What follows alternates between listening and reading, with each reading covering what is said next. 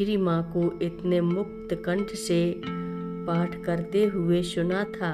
ऐसे हुआ हमारे फ्लैट का गृह प्रवेश और पल्ला शेरमणि घर का नाम मैंने अनुग्रह रखा।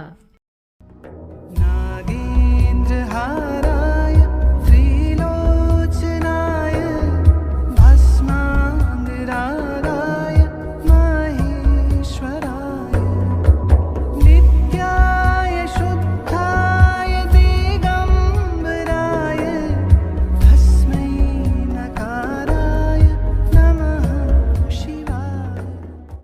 रक्षा सूत्र चैनल पर सभी भक्तों का स्वागत है। हम सभी भक्तों को महाराज जी की अद्भुत पावन कथाएं सुनाने जा रहे हैं। कृपया सभी भक्त ध्यान से सुने। सन 1976 में मैं दिल्ली आकर रहने लगा। रहने के लिए एक मकान अपने चाचा के साथ मिलकर लिया। परिवार मेरठ में ही रहता था, अतः हर शनिवार को मेरठ चला जाता और सोमवार को दिल्ली लौट आता। जब यह लगा कि रोटी अब दिल्ली में ही मिलनी है तो सन 1979 में एक किराए का मकान लेकर परिवार को दिल्ली ले आया। हर 2-3 साल में घर बदलना पड़ता था। उसी समय DDA सन 1985 की स्कीम में फ्लैट बुक करने की सोची। यह सोचकर कि 10,000 रुपये का इंतज़ाम कर लूं तो श्री माँ की आज्ञा चाहिए। श्री माँ ने कहा, और बड़ा कितने का है?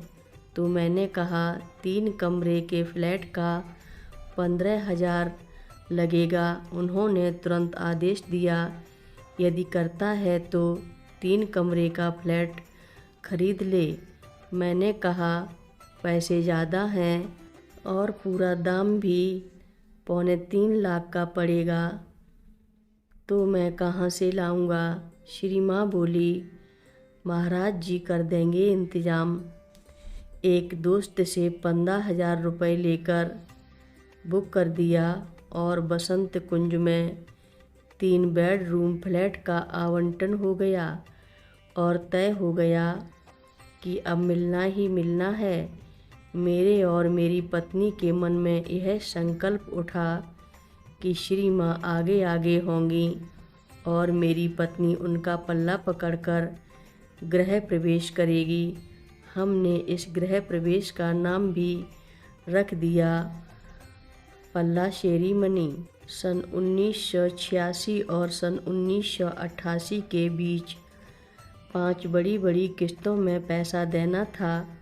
हर बार ऐसा लगता था कि शायद मैं नहीं दे पाऊँगा, लेकिन एक वक्त में हर 6 महीने में 50-60 हज़ार रुपये का जुगाड़ हो जाता था और किस्त पूरी हो जाती थी। सन 1988 जून के महीने में फ्लैट की चाबी भी मिल गई। लकड़ी का काम और फर्श का काम करवाने के लिए एक दोस्त ने 1 लाख रुपए दिए और कहा कि जब होंगे तब वापस कर देना।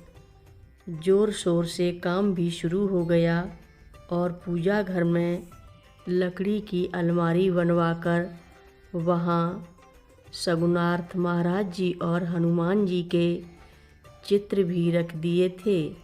जब फ्लैट की पेंटिंग के लिए पुराने चूने लगी दीवार को रगड़ना शुरू किया तो डाइनिंग रूम में पूरे आदमकद हनुमान जी का एक चित्र अपना हृदय खोलकर श्री राम जानकी को दर्शाते हुए प्रकट हुआ।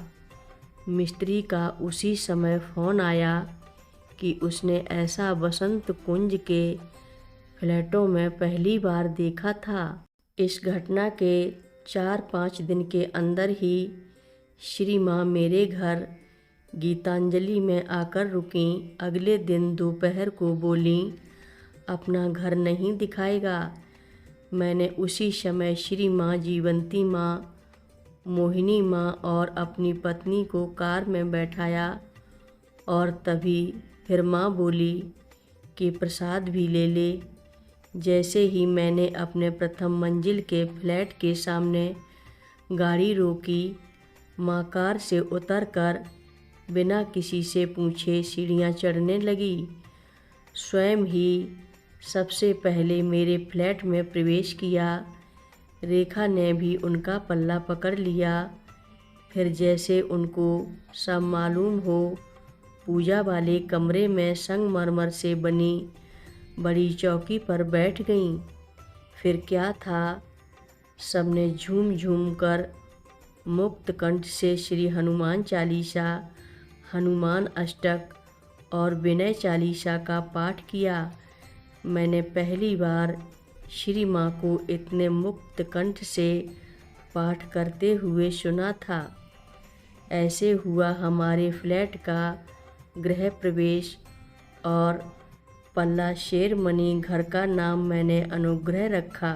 हर रोज़ महाराज जी की कथाएं सुनने के लिए रक्षा सूत्र चैनल को अवश्य सब्सक्राइब करें, शेयर करें और लाइक करें। घंटी बजाना ना भूलें। कमेंट बॉक्स में लिख भेजें, जय नीव करोरी बाबा जी महाराज। बोलो नीव करोरी बाबा जी महाराज की जय बोलो।